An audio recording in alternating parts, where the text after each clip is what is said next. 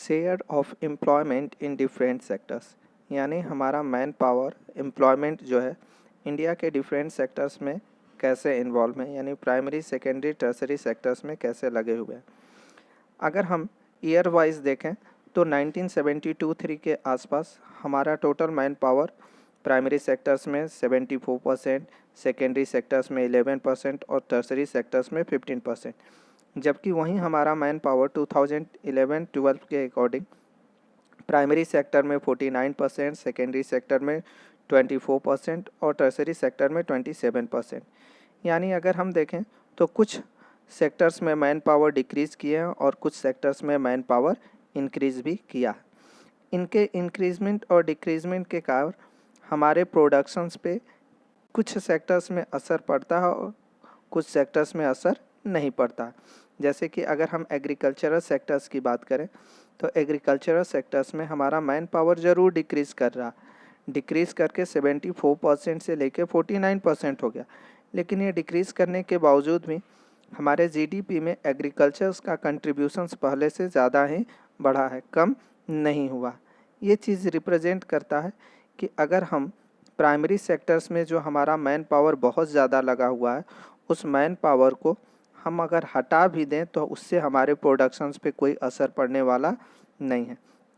इसके पीछे मुख्य कारण है कि हमारे देश में कई तरह का अनएम्प्लॉयमेंट भी देखने को मिलता है और उन्हीं अनएम्प्लॉयमेंट में से एक अनएम्प्लॉयमेंट है डिसग्यूस्ड अनएम्प्लॉयमेंट, जिसे सामान्यतः हम हिडन अनएम्प्लॉयमेंट के नाम से भी जानते हैं। हिडन एम्प्लॉयमेंट कहने का मतलब यह हुआ कि more than people are working without their needs in the same place और सेम जॉब्स, यानी किसी भी जॉब पे, किसी भी काम पे आवश्यकता से ज़्यादा लोगों का काम करना। कहने का मतलब कि एक प्लॉट पे काम करने के लिए अगर 3 लेबर्स की ज़रूरत है और यहाँ पर 5 लोग काम कर रहे हैं, तो यह सिचुएशन जो है वो डिस्क्यूस्ड अनएम्प्लॉयमेंट की है, यानी यहाँ पर 2 व्यक्ति जो है वो फिजूल का काम कर रहे हैं।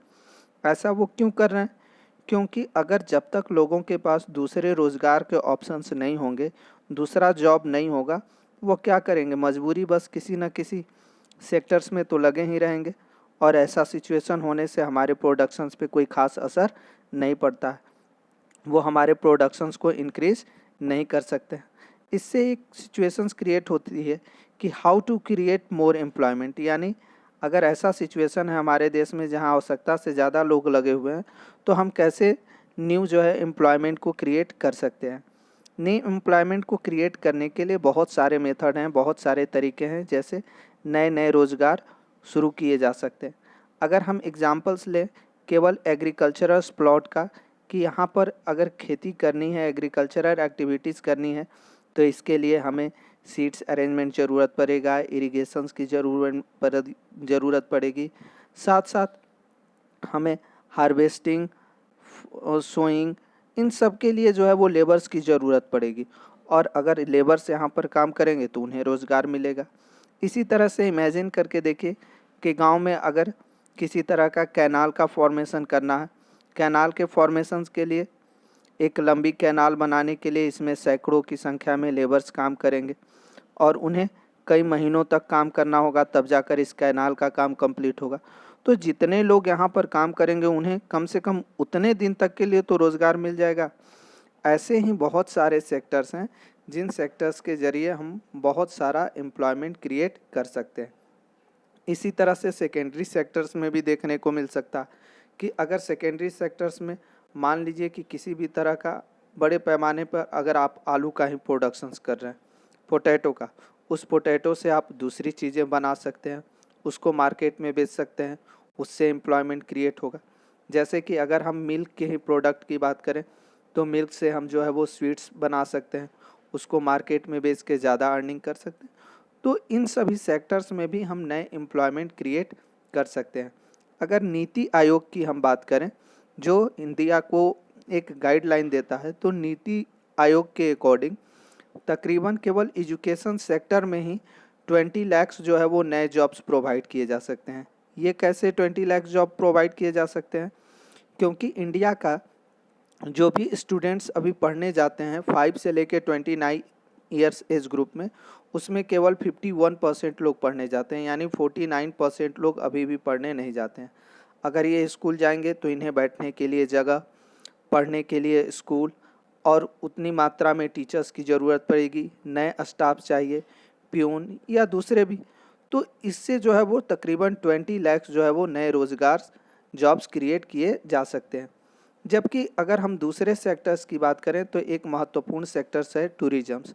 टूरिज़म्स भी आज के डेट में काफ़ी तीव्र गति से डेवलप करने वाला सेक्टर्स माना जाता है और इसमें कई तरह के लोग जो है वो लगे हुए हैं।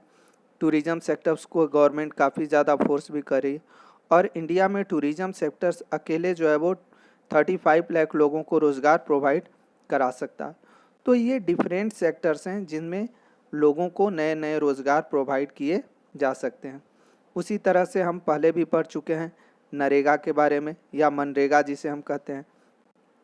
Mahatma Gandhi national rural employment guarantee act, इस एक्ट के बारे में भी आप जानते हैं कि लोगों को 100 डेज का जो है वो एम्प्लॉयमेंट देता है और अगर वो जॉब देने में अनसक्सेसफुल रहा तो वो अनएम्प्लॉयमेंट अलाउंस भी देता है, यानी बेरोजगारी भत्ता। तो ऐसे गवर्नमेंट के बहुत सारे प्रोजेक्ट हैं, प्रोग्राम्स हैं जहां से नए एम्प्लॉयमेंट को क्रिएट किया जा सकता है।